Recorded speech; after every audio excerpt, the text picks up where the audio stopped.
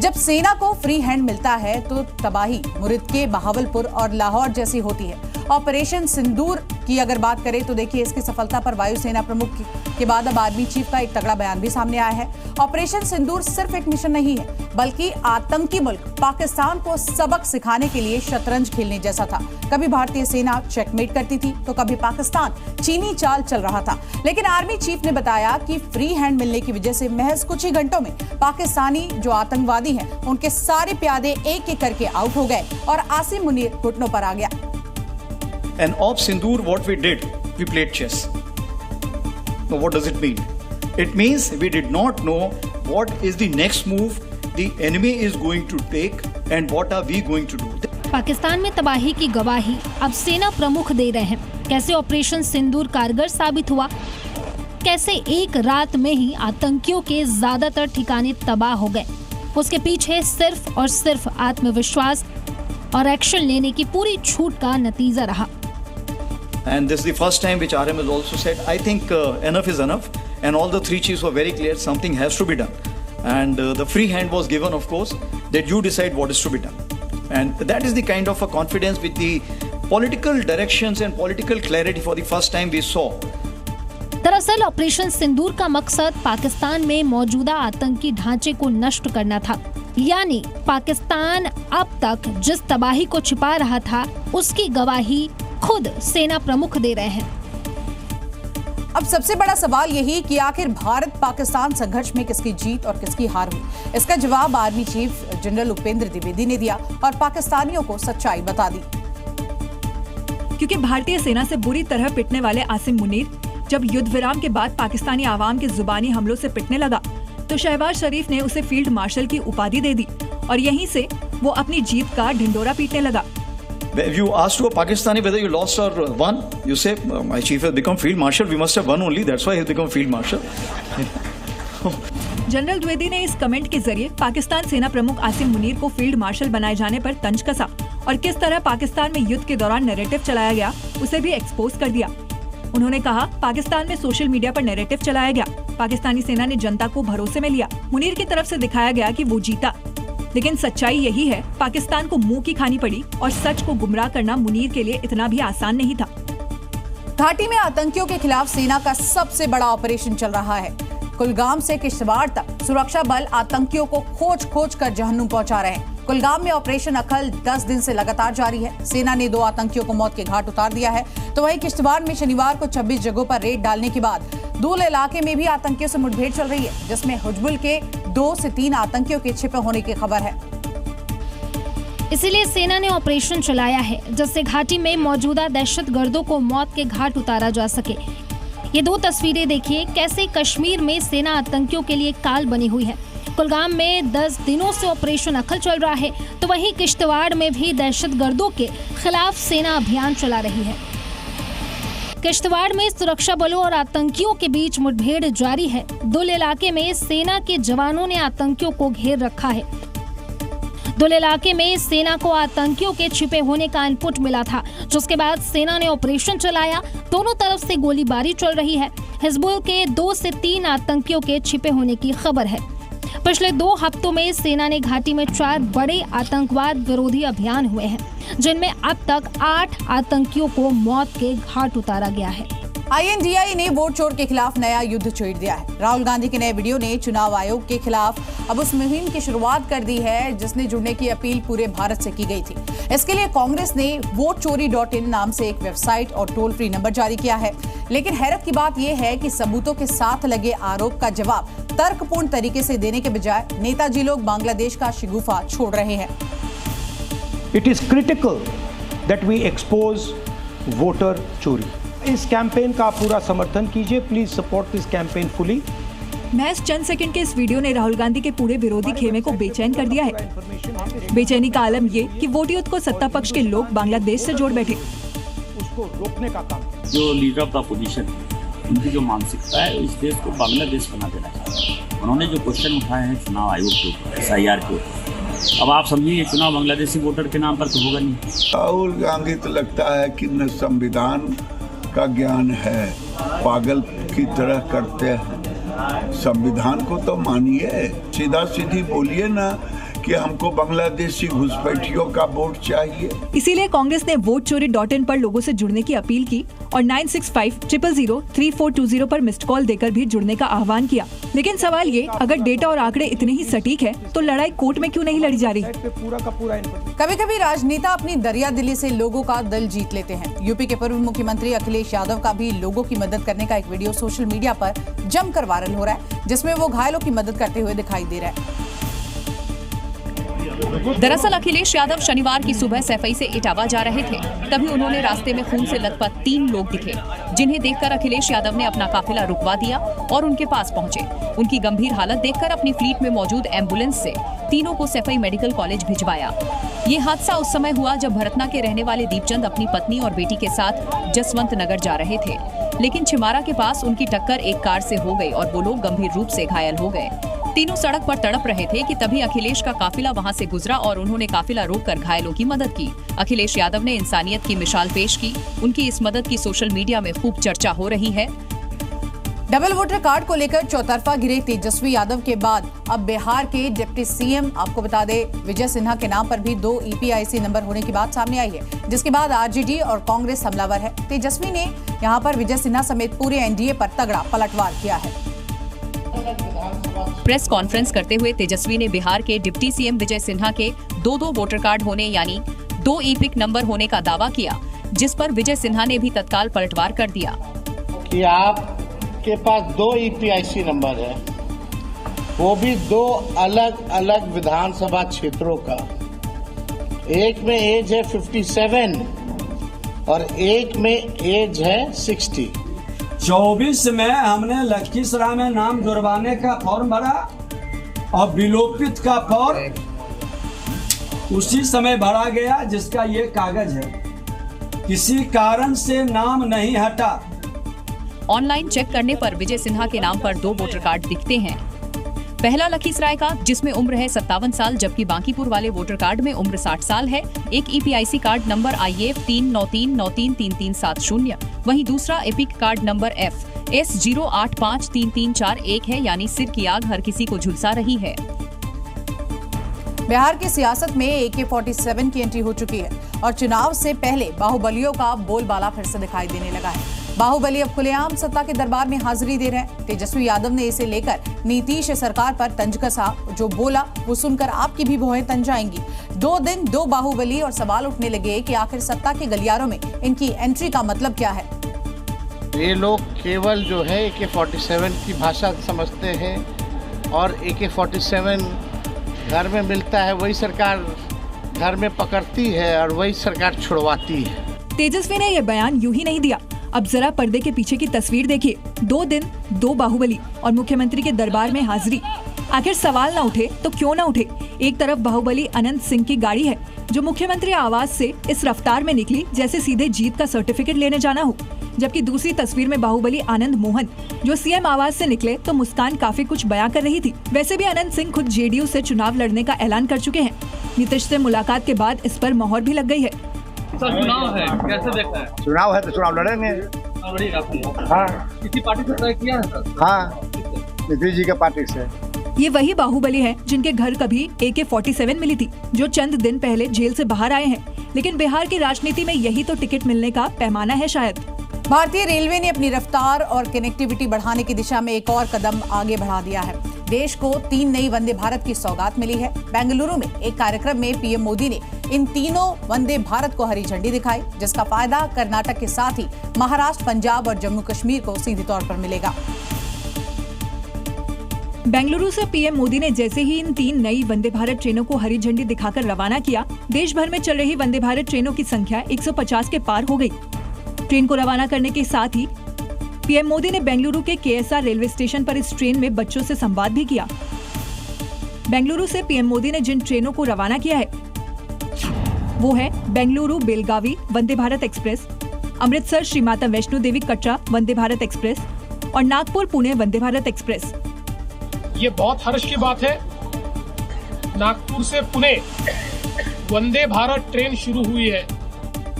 इस नई ट्रेन के साथ ही महाराष्ट्र में दौड़ने वाली ये 12वीं और देश के लिए 150वीं वंदे भारत हो गई है।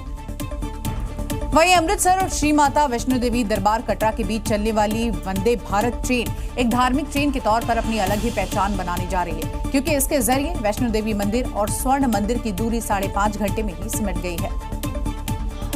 जम्मू कश्मीर को ये 5वीं वंदे भारत की सौगात है, जो देश के बाकी हिस्सों से इसकी कनेक्टिविटी के साथ ही धार्मिक पर्यटन को बढ़ावा देने में अहम भूमिका निभाएगी।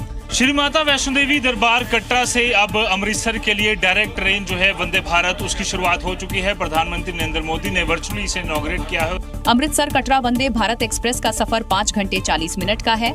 मंगलवार को छोड़ सप्ताह में 6 दिन चलेगी ट्रेन। इसमें चेयर कार का किराया है 1170 रुपए, जबकि एग्जीक्यूटिव चेयर कार का किराया 2085 रुपए है। नॉर्मल वंदे भारत नहीं है, एक रिलीजियस वंदे भारत है, क्योंकि ये ट्रेन माता वैष्णो देवी दरबार तो सुंदर साहब जाके जाओगी। बहुत बढ़िया ट्रेन है। तो 2 जिलों को जोड़ने का ये काम करेगी और श्री माता वैष्णो देवी मंदिर को और दरबार साहिब अमृतसर को कनेक्ट करेगी। इस ट्रेन के शुरू होने से जितने माता वैष्णो देवी के भक्त खुश हैं, उतना ही खुश है सिख समाज। उत्तर प्रदेश में इन दिनों योगी सरकार अवैध अतिक्रमण पर ताबड़तोड़ एक्शन कर रही है। ताजा मामला पीएम सिटी वाराणसी का है, जहां पर पुलिस लाइन से कचहरी रोड पर अतिक्रमण हटाने के लिए पुलिस और प्रशासन की टीम सड़क पर ही उतर गई और कचहरी चौराहे से पुलिस लाइन तक अतिक्रमण हटाया गया। ये बुलडोजर एक्शन पक्की बाजार से लेकर गोलघर कचहरी चौराहा तक हुआ। करीब 300 मीटर के इलाके में प्रशासन का बुलडोजर चला। 3 थानों की पुलिस समेत आरएएफ की टीम मौके पर पहुंच गई। इतना ही नहीं, दंगा नियंत्रण वाहन को भी बुलाया गया था। प्रशासन की माने तो शहर में ये कार्रवाई यातायात व्यवस्था को सुधारने और सड़क चौड़ीकरण परियोजना को समय पर पूरा करने के लिए की जा रही है, जिसके लिए लोगों को नोटिस भी दिया गया था। देखिए, अतिक्रमण नहीं है, इंक्रोचमेंट ड्राइव नहीं है। हम जिनको कंपेंसेशन दे चुके हैं रोड वाइडनिंग का, उनका सिर्फ तोड़ा जा रहा है। मुस्लिम बाहुल्य इलाका होने की वजह से यहाँ भारी पुलिस बल और सुरक्षा बलों की निगरानी में ये कार्रवाई की गई। उत्तर प्रदेश के प्रयागराज के एक गांव में तेंदुए की दहशत है। खूंखार तेंदुआ अब तक 3 लोगों को अपना शिकार बना चुका है। वन विभाग की टीम भी अब तेंदुए को पकड़ने के लिए ड्रोन का इस्तेमाल कर रही है, लेकिन अब तक तेंदुआ उनकी पहुंच से बाहर है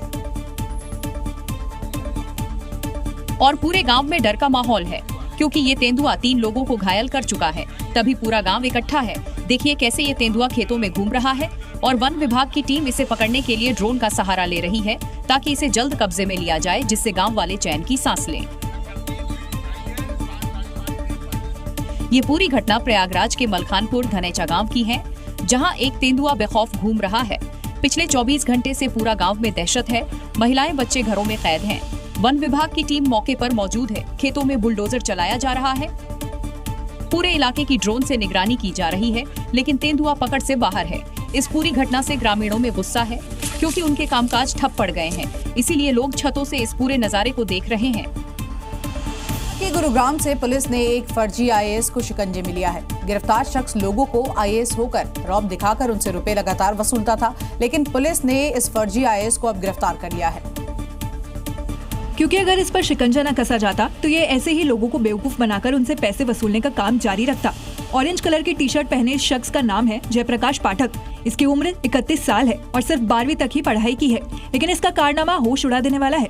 जयप्रकाश यूपी के प्रतापगढ़ का रहने वाला है। पुलिस ने फर्जी आईएएस के पास से 2 आईडी कार्ड, एक आईडी कार्ड डोरी जिस पर गृह मंत्रालय लिखा है, उससे बरामद किया है। अतिरिक्त निरीक्षक के संस्थान से संबंधित एक एनवेलप पत्र, एक फर्जी आर्म्स लाइसेंस, 6 मोबाइल फोन, एक लैपटॉप, एक वॉकी टॉकी सेट भी मिले हैं। इसके अलावा एक लाल और नीली बत्ती और 2,50,000 रुपए की नकद बरामद किए हैं। आरोपी के पास से पुलिस ने एक कार बरामद की है, जिसमें भारत सरकार लिखा है। पुलिस ने मामला दर्ज कर जाँच शुरू कर दी है। मध्य प्रदेश में एक शादी चर्चा का विषय बन गई है। खंडवा में एक मुस्लिम लड़की ने सनातन धर्म में वापसी की है। मंदिर में हिंदू लड़के के साथ 7 फेरे लिए और शादी के बाद शाजिया शारदा बन गई है। और ये शुभ काम खंडवा के महादेव मंदिर में हुआ, जहां मंत्रोच्चार के साथ शाजिया खान ने मयूर से शादी करके घर वापसी की। शाजिया दोंदवाड़ा की रहने वाली है। उन्होंने खरगोन के मयूर को अपना जीवन साथी चुना है। महादेवगढ़ मंदिर में मयूर संग 7 फेरे लेकर नई जिंदगी की शुरुआत की। मंदिर में मंत्रोच्चार की गूंज और भक्ति भाव के बीच ये अनोखा विवाह संपन्न हुआ। खरगोन के मयूर और शाजिया दोनों एक दूसरे को लंबे समय से जानते थे। शाजिया ने कहा कि सनातन धर्म में महिलाओं को सम्मान मिलता है और बचपन से ही उसे सनातन धर्म से लगाव था और उसने ये विवाह किसी दबाव में नहीं किया। पूरे समारोह में सनातन पद्धति का पालन हुआ और मंदिर परिसर में मौजूद लोग इसके गवाह बने। इस शादी के फुटेज और वीडियो सोशल मीडिया पर वायरल हो रहे हैं। दिल्ली पुलिस ने 15 अगस्त से पहले एक बड़ी साजिश को नाकाम कर दिया है। साउथ दिल्ली में एक हथियार तस्कर को गिरफ्तार किया गया। आरोपी के पास से हथियार भी बरामद हुए हैं। पुलिस के शिकंजे में आया ये वो हथियार तस्कर है जो दिल्ली में हथियार की खेप को सप्लाई करने पहुंचा था, लेकिन अपने मंसूबे में कामयाब हो पाता उससे पहले दिल्ली STF ने इसे धर दबोचा। इसके पास से 10 सेमी ऑटोमेटिक पिस्टल, 20 कारतूस, 7 मैगजीन बरामद हुई है। पुलिस के मुताबिक हथियारों के साथ पकड़ा गया तस्कर यूपी के मिर्जापुर का रहने वाला है, जो एक प्राइवेट बैंक के लिए रिकवरी एजेंट का भी काम करता है। अमित कुमार अपने अन्य साथियों के साथ मिलकर ये पिस्टल्स मध्य प्रदेश से लाता था, जिसे दिल्ली में, उत्तर प्रदेश में और बिहार व अन्य राज्यों में सप्लाई करता था। इसके पहले उसने स्वीकार किया है कि लगभग वह 200 पिस्टल ला चुका है और वह इन राज्यों में उसे सप्लाई कर चुका है। पुलिस को शक है कि आरोपी इंटर स्टेट हथियार तस्करी गैंग के लिए काम करता है। फिलहाल पुलिस आरोपी से पूछताछ कर उनके नेटवर्क की तलाश में जुट गई है। बिहार में लगातार बढ़ रहे क्राइम के बीच खगड़िया में पुलिस का बड़ा एक्शन देखने को मिला। चुनाव से पहले पुलिस और STF ने हथियार तस्करों पर नकेल कसी और 3 तस्करों को हथियार के साथ गिरफ्तार किया और इनके पास से बरामद किए हैं आधुनिक हथियार, जिनके जरिए फिर एक बार बिहार को दहलाने की साजिश थी। लेकिन पुलिस और STF ने तस्करों पर शिकंजा कसते हुए उन्हें गिरफ्तार कर लिया। तस्करों के पास से 8 देशी पिस्टल, 17 मैगजीन, 7 जिंदा कारतूस बरामद किए गए हैं और गिरफ्तार तस्करों से पूछताछ के बाद 2 और हथियार तस्करों को पूर्णिया जिले से गिरफ्तार किया गया। वहीं इनसे 1 कार और 2 मोटरसाइकिल भी बरामद की गई है। सूत्रों से मिली जानकारी के मुताबिक गिरफ्तार हथियार तस्कर वार्ड सदस्य भी है। लेकिन चुनाव से पहले हथियारों की तस्करी से पुलिस महकमे में हलचल मची है। कहीं अपराधी किसी बड़ी घटना को अंजाम देने का प्लान तो नहीं बना रहे। पुलिस इन तस्करों से पूछताछ कर इनके नेटवर्क तक पहुंचने की कोशिश में लगी है। और अब आपको दिखाते हैं दिल्ली में बेकाबू थार की मौत वाली रफ्तार। हैरान करने वाली घटना चाणक्यपुरे इलाके की है, जहां पर थार ने 2 लोगों को टक्कर मार दी, जिसमें एक शख्स की मौके पर ही मौत हो गई। ये हादसे के ठीक बाद की तस्वीर है। इसी सफेद रंग की थार से रईसजादे ने राह चलते 2 लोगों को टक्कर मार दी। टक्कर इतनी भीषण थी कि एक शख्स की मौके पर ही मौत हो गई, जबकि दूसरा शख्स गंभीर रूप से घायल हो गया। यहाँ पहले हिट करती है और हिट करते हुए ये सामने जो आपको पोल दिखाई दे रहा है, पोल में जाकर के टकराती है और वहाँ पे 2 लोग जो रोड क्रॉस कर रहे थे, वहाँ उन लोगों को यहाँ टक्कर मारती है, जिनमें से एक की मौके पर ही मौत हो गई और दूसरे की हालत गंभीर बताई जा रही है। अब इस घटना के बाद मौके पर फोरेंसिक टीम भी पहुंची, जो जांच पड़ताल कर रही है। पुलिस मुकदमा दर्ज कर चुकी है। आरोपी ड्राइवर को हिरासत में लेकर पूछताछ किया जा रहा है और हादसे में घायल शख्स का अस्पताल में इलाज चल रहा है। कभी न कभी आप भी बिन बुलाए मेहमान बनकर जरूर ही गए होंगे, कभी मजाक में तो कभी शौकिया। कई लोग तो शादियों में बिना बुलाए पहुंचकर पकड़े न जाने के लिए जमकर डांस भी करते हैं, ताकि सभी को लगे कि वो भी उस समारोह का हिस्सा है। लेकिन ये मौज मस्ती अब भारी पड़ सकती है, क्योंकि नए कानून के मुताबिक ये अब अपराध की श्रेणी में आ गया है। यानी कि होस्ट यानी मेजबान ऐसा करने पर केस दर्ज करवा सकता है। ये ट्रेसपासिंग यानी कि अब अनऑथराइज्ड एंट्री माना जाएगा। इस मामले में BNS की धारा 330 के तहत कार्रवाई भी होगी और जांच में आरोप सिद्ध होने पर सजा भी मिल पाएगी। दोषी पाए जाने पर 2 साल तक की सजा का प्रावधान है, तो वहीं कई मामलों में जुर्माना भी संभव है। हालांकि होस्ट को मामले में माफ करने का भी पूरा अधिकार है। अब ऐसा करने से पहले आप 10 बार जरूर सोचिएगा और दोस्तों के बहकावे में हरगिज नहीं आइएगा। उत्तराखंड के धराली में रेस्क्यू ऑपरेशन लगातार जारी है। सेना और NDRF की टीमें मलबे में जिंदगियों की तलाश कर रही है, लेकिन 5 अगस्त को जो तबाही आई उसके बाद जो तस्वीरें हैं वो डराने वाली हैं। रूट की ये तस्वीरें सामने आई हैं। धराली में अब सिर्फ तबाही के निशान बचे हैं, लेकिन जी न्यूज ड्रोन तस्वीरों के जरिए आपको दिखाएगा कि उस आपदा का सैलाबी रास्ता अब कैसा दिखता है। पहाड़ों के जिन रास्तों से मलबा आया वो रास्ते कितने खौफनाक हैं। और उसे खौफनाक कहानी को बयां कर रही ये 2 तस्वीरें हैं, जिसके जरिए आप समझ सकते हैं कैसे 34 सेकंड में 101 घर तबाह हो गए। 10 मीटर की चौड़ी नदी पहाड़ों से आए मलबे की वजह से 30 मीटर चौड़ी हो गई। पहली तस्वीर में आप धराली में 5 अगस्त को आई तबाही देख सकते हैं, तो वहीं दूसरी तस्वीर में तबाही का वही रास्ता जिससे खीरगंगा नदी अपने साथ मौत लेकर बह रही थी। तबाही के रूट की ये ड्रोन तस्वीरें देखिए। इसी रास्ते से मलबे का अंबार धराली गाँव में पहुँचा, जिससे हर तरफ चीख पुकार मच गई और बचे हैं तो सिर्फ बर्बाद मकान। हर तरफ तबाही के निशान और उसी के बीच जिंदगी बचाने की जद्दोजहद करती आपदा प्रबंधन टीमें। मलबा इन्हीं पहाड़ों को चीरता हुआ नीचे तक पहुंचा था। वो मंजर कितना भयानक था जब हर तरफ भगदड़ मची थी और हर कोई अपनी जान बचाने की कोशिश कर रहा था, लेकिन पहाड़ों से आई मुसीबत सब तबाह कर गई। थराली में आई आपदा में राहत और बचाव का कार्य तेजी से जारी है। आईटीबीपी के साथ ही एसडीआरएफ और एनडीआरएफ की टीमें मलबों के बीच से जिंदगी को तलाश रही है। तो वहीं इस हादसे में इस आपदाग्रस्त इलाके का एक हिस्सा ऐसा भी है जहां पर प्रलय की निशानी बिल्कुल नजर नहीं आती है। लोग इसे अपने ग्राम देवता का चमत्कार मानते हैं। और ये देवता है सोमेश्वर नाग देवता। धराली 2 हिस्सों में बटा हुआ है। एक हिस्सा तो पूरी तरह से गायब हो गया है, जबकि दूसरे हिस्से में आज भी जिंदगी गुलजार लगती है, क्योंकि यहीं मौजूद है सोमेश्वर नाग देवता का मंदिर। मैं सोमेश्वर देवता के मंदिर में मौजूद हूँ। ये उनके मंदिर का प्रांगण क्षेत्र, और आप देखिए ये देवता की डोली है जो आपको यहाँ नजर आ रही है। और जिस दिन ये आपदा आई है उस दिन यहाँ पर हरदूत के मेले के लिए एक बड़ा आयोजन था। पूजा पाठ के बाद मेले की तैयारी हो रही थी। इसी बीच दूसरे हिस्से के लोग अपने घर वापस लौट गए थे। मैं यहाँ पे जो सोमेश्वर हमारा जो इष्ट देवता है इस क्षेत्र का, इस गांव का, उसकी पूजा अर्चना का कार्यक्रम चल रहा था। दोपहर का भोजन कर वो वापस यहीं आने वाले थे, लेकिन इससे पहले आ गई तबाही।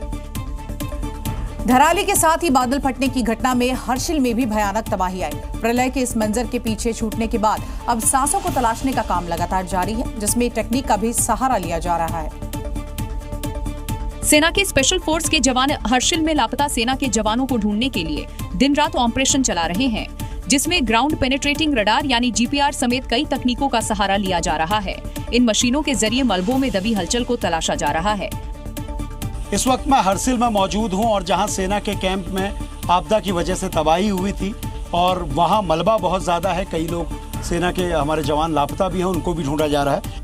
हादसे के बाद से छावनी से 9 जवान लापता हैं, जिन्हें ढूंढने के लिए सघन तलाशी अभियान चल रहा है। पॉइंट्स मार्क कर लिए हैं कि हमें किन किन जगहों पे इन रडार्स के बाद डिगिंग करने की ज़रूरत है, और यही चीज़ हमने कंफर्म की है। हमारा जो डॉग स्क्वाड है, डॉग स्क्वाड्स ने हमें ये लोकेशन सबसे पहले दी है। अब जिंदगी बचने की उम्मीद तो कम ही है, लेकिन सेना अब भी नाउम्मीद नहीं है। जिंदगी जीने की इच्छा शक्ति कई बार बड़े से बड़े खतरे को मात दे देती है। धराली हादसे के दौरान बहुत से लोगों की जिंदगी भी इसी वजह से बच पाई है। हादसे के वक्त उन्होंने धैर्य बनाए रखा, सतर्कता दिखाई, और आज हमारे बीच बिल्कुल सही सलामत मौजूद है और बता रहे हैं कि मौत को मात देने की कहानियां आखिर कैसी हैं।